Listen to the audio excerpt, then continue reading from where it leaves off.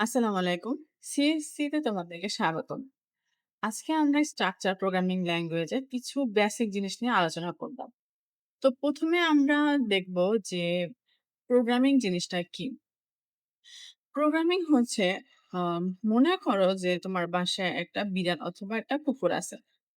এখন তুমি চাও যে তুমি যদি বলো যে কুকুরটাকে ফোনটা নিয়ে আসো। সে কি আদৌ বুঝবে যে ফোন কি বা কিভাবে নিয়ে আসতে হয়, তাই না? সে কিন্তু এটা বুঝে না। কিন্তু তুমি যদি তাকে প্রতিদিন ট্রেনিং দাও যে এভাবে এটা এভাবে করলে হাততালি দিলে দরজার কাছে গেলে এটা হবে। মা তারপরে হচ্ছে হাততালি দিলে ফোনটা আনতে হবে। এগুলো যদি তুমি আস্তে, আস্তে শিখাও তাকে তাহলে কিন্তু সে শিখে যাবে। ঠিক ওইভাবে আ কম্পিউটারের যে ব্যাপারটা থাকে, কম্পিউটার হচ্ছে একটা বোকা জিনিস। মনে করো এটা কিছু না, এটা কিছুই বোঝে না। এটাকে তোমার এটা নিজস্ব কোনো বুদ্ধি নাই, এটা একটা বোকা জিনিস। তোমার বা আমরা হচ্ছে এটাকে একটা ধাপে, ধাপে কিছু জিনিস দেখাই, কিছু জিনিস শিখাই। এরপর এটা একটা কাজ করাই। যেটা শুধুমাত্র 0 এবং 1 ছাড়া আর কিছুই বোঝে না। তো আমরা ধাপে, ধাপে এটা কিছু জিনিস দেখাই, কিছু জিনিস বুঝাই, নির্দেশ দেই। এরপরে কিন্তু কম্পিউটারটা কাজ করে। কিন্তু এই নির্দেশগুলা যে আমরা দেই, সেগুলো হচ্ছে প্রোগ্রামিং। সেগুলোকে আমরা বলি হচ্ছে কোড। যেমন সহজভাবে সংজ্ঞা যদি বলি, কম্পিউটার ভাষায় এই ধাপগুলাই নির্দেশগুলাই হচ্ছে প্রোগ্রামিং। আর আমরা যে নির্দেশগুলা লিখি, লিখে, লিখে যে কম্পিউটারকে বোঝাই সেটা হচ্ছে কোড। তো অনেক সময় দেখা যায় যে এক্সামে আমাদের সবসময় এক্সামে আমাদের ইংলিশে লিখতে হয়। কিন্তু আমাদের কনসেপ্ট ক্লিয়ার না থাকার কারণে আমরা ইংলিশে লিখতে পারি না। তো বাংলাতে কনসেপ্ট গুলা ক্লিয়ার করে দিতেছি যাতে তোমরা লিখতে পারো। এবার এই হচ্ছে প্রোগ্রামিং। আর যে কোডগুলো আমরা লিখি সেগুলো হচ্ছে কোড বা সোর্স কোড। এবার কম্পিউটার কি আমাদের ভাষা বোঝে কিভাবে? আমরা কোড লিখি ইংলিশ অক্ষরে অবশ্যই। যেমন আ হ্যালো ওয়ার্লড বা প্রিন্টএফ, ইন্ট, মেইন এই যে আমরা জিনিসগুলো লিখি সেগুলো ইংলিশে লিখি। তো কম্পিউটার বোঝে কিভাবে? কম্পিউটার তো 0 অ্যান্ড 1 ছাড়া আর কিছুই বোঝে না। তাহলে এই জিনিসটা হয় কিভাবে? এই জিনিসটা হয় হচ্ছে একটা কম্পাইলারের মাধ্যমে, একটা অনুবাদক জিনিসের মাধ্যমে। যেমন ধরো যে ট্রান্সলেটরের মাধ্যমে আরকি। অনেক সময় হয় না যে একটা মানুষ হচ্ছে ইয়া পারে, ফ্রান্স পারে। আর আরেকটা মানুষ বাংলা পারে। তো এই ক্ষেত্রে কি হবে? তাদের মধ্যে একটা দোভাষী লাগবে না? যে দুটাই পারবে, ওদের মধ্যে কমিউনিকেশন করে দিবে। তো এরকম দোভাষী হিসেবে কাজ করে হচ্ছে কম্পাইলার গুলা।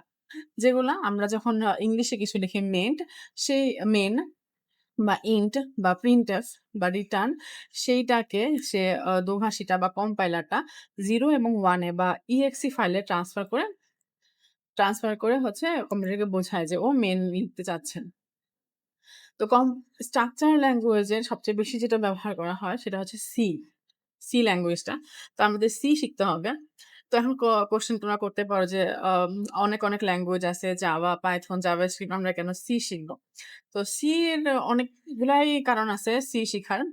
এর মধ্যে একটা কারণ হচ্ছে সি এর ভিত্তি অনেক মজবুত। ঠিক আছে? ভিত্তি মজবুত করা।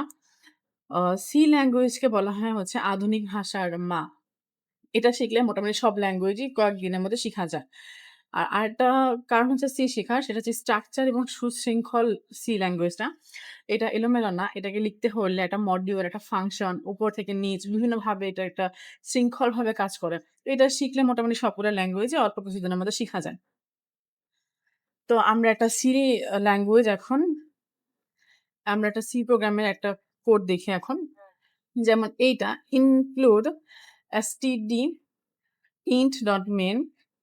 int main ফার্স্ট ব্র্যাকেট, তারপর সেকেন্ড ব্র্যাকেট প্রিন্ট, তারপরে হচ্ছে hello world ইনভার্ট কমার ভিতরে রিটার্ন 0 আর হচ্ছে সেকেন্ড ব্র্যাকেটে ক্লোজ। এই যে এইটুকু ব্যাপারটা আসলে কি হইছে এখানে? কেন এইটুকু ব্যাপার আসছে? তো সি এর শুরুতে আমরা ধরো সি শিখতে গেলে অবশ্যই আমাদের সি এর বেসিক গুলো জানতে হবে। তো আমরা এই ৫ টা লাইন দিয়ে হালকা পাতলা বেসিক গুলা আ বুঝার চেষ্টা তো করি। এখন আমরা যদি লাইনগুলার একটু ব্যাখ্যা দেখি।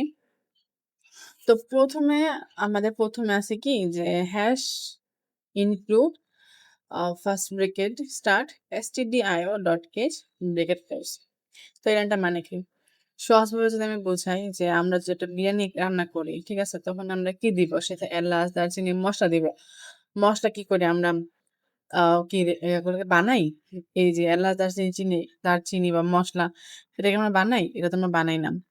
এটা আমরা দোকান থেকে কিনে নিয়ে আসি। মানে এটা রেডিমেড কিনে নিয়ে আসি। এটা একটা ফিক্সড জিনিস যেটা আমাদের কাছে থাকে। এরকম টাইপের একটা কিছু।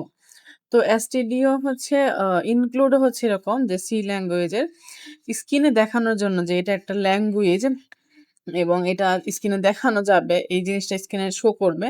এটা ইনপুট হিসেবে কাজ করে যে রেডিমেড ভাবে রাখা থাকে। আর stdio.h মানে হচ্ছে standard input output header file. এটা দিয়ে হেডার ফাইলটা বোঝানো হয় যে এটা শুরু হচ্ছে এটা দিয়ে। এই ফাইলের ভেতরে আমরা printf এবং হচ্ছে scanf এর মধ্যে দরকারি কিছু ফাংশন ব্যবহার করি। আমি বোঝানোর জন্য এখানে মসলা রানটা দিছি। যাতে সহজে তোমরা বুঝতে পারো যে আমাদের রান্না করতে যেমন মসলা লাগে, এখানেও কোডটা রান করতে আমাদের কিছু ফাংশন লাগে। এখন ধরো আমি যদি বলি যে #include লেখার মানে হলো আমরা কম্পিউটারকে বলছি যে এই কম্পাইলার, কারণ তো কম্পাইলার করতেছে, আমার রান্না করার জন্য মসলাটা প্যাকেটে আছে, তুমি এটার ভিতরে ইনক্লুড করো। মানে ইনক্লুড আমি বোঝাচ্ছি যে এটাকে তুমি প্রিন্টে বা স্ক্যানে যা যা দরকার তুমি সেটার মধ্যে যুক্ত করো, ইনক্লুড করো। এবার যদি আমি পরের লাইনে বলি যে ইন্ট আর মেন মানে হচ্ছে ধরো তুমি একটা বড় রাজপ্রাসাদে ঢোকার জন্য যে একটা গেট লাগে না, বা কোথাও যদি তুমি যাবা কি করতে হবে, একটা গেট দিয়ে তোমাকে ঢুকতে হবে, মেন গেট দিয়ে তোমাকে ঢুকতে হবে, সেটা হচ্ছে মেন। ধরো তোমার কোডে 100, 200, 10,000, 1,000, 5,000, 20,000 লাইন আছে। এখন যে আমরা কোডটা যে রান করবে সেটা তো অবশ্যই ওই সবগুলো লাইন ধরে কোডটাকে রান করে না, একটা মেন যে টপিকটা থাকে সেটাকে ধরে রান করে। অনেক সময় সহজ বাংলায় বলতে গেলে আমরা ধরো ইন্ডেক্স ফাইলটা, ঠিক আছে, কিন্তু সি প্রোগ্রামে হচ্ছে মেনটাকে ধরে সে হচ্ছে রান করা শুরু করে। আর নামের আগে ইন্ট মানে হলো এই ফাংশনটি কাজ শেষে এটা পূর্ণ সংখ্যা রিটার্ন করবে। পূর্ণ সংখ্যা মানে 1, 2, 3, 4 এরকম, এখানে কোনো দশমিক বা ভগ্নাংশ আসবে না। তারপরে হচ্ছে কার্লি ব্রেসেস। এই যে কার্লি ব্রেসেসটা শুরু হলে এখানে শেষ হলো। কার্লি ব্রেসেসের ভেতরে একটা সীমানা যে এটার ভিতরে আমি আমার কোডটা লিখবো, এটাকে বলা হয় ফাংশন বডি।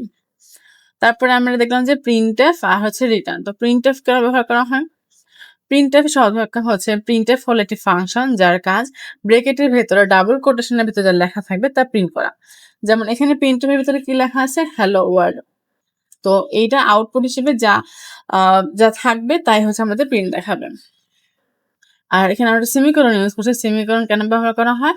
কারণ এটা হচ্ছে অনেকটা ফুল স্টপের মতো যে এই লাইনটা আমার শেষ, এর পরের লাইনে তুমি যাও।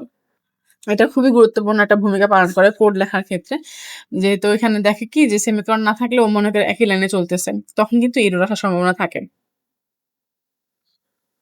তারপরে হচ্ছে রিটার্ন।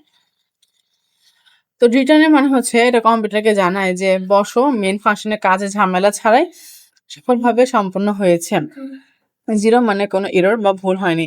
রিটার্ন মানে হচ্ছে এটা ফাইনালি সফল হয়ে গেছে, আর কোনো সমস্যা নাই। যেহেতু 0 আসছে তার মানে কোনো প্রকার সমস্যা ছাড়াই এটা রিটার্ন করে ফেলতে পারছে, এররটা।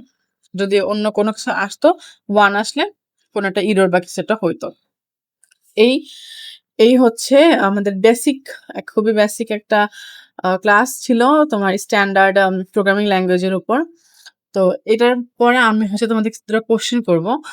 দেখি তোমরা কোশ্চেনগুলা পারো নাকি বা ক্লাসে মনোযোগ ছিল নাকি। কোশ্চেনগুলো তোমরা অবশ্যই কমেন্ট বক্সে লিখে রাখবা। আমি তোমাদের নেক্সট ক্লাসে এগুলো উত্তর জানাবো। প্রথম কোশ্চেন হচ্ছে, আমি যে কোড থেকে #include st.io.h এই লাইনটা মুছে দেই, ধরো এই লাইনটা আমি মুছে দেই, তাহলে কোন লাইনে এরর আসবে? যেহেতু আমি অনেক পুরোটাই বুঝে আসছি, তো কোন লাইনে এরর আসবে? আর আমি যদি স্ক্রিনে আমার নিজের নাম প্রিন্ট করাতে চাই তাহলে কোডের কোথায় পরিবর্তন করব? এটা তোমরা এই দুটো কোশ্চেনের উত্তর তোমরা কমেন্ট বক্সে দিবা। আমি ইনশাআল্লাহ নেক্সট ক্লাসে তোমাদের এটা বুঝাই দিব।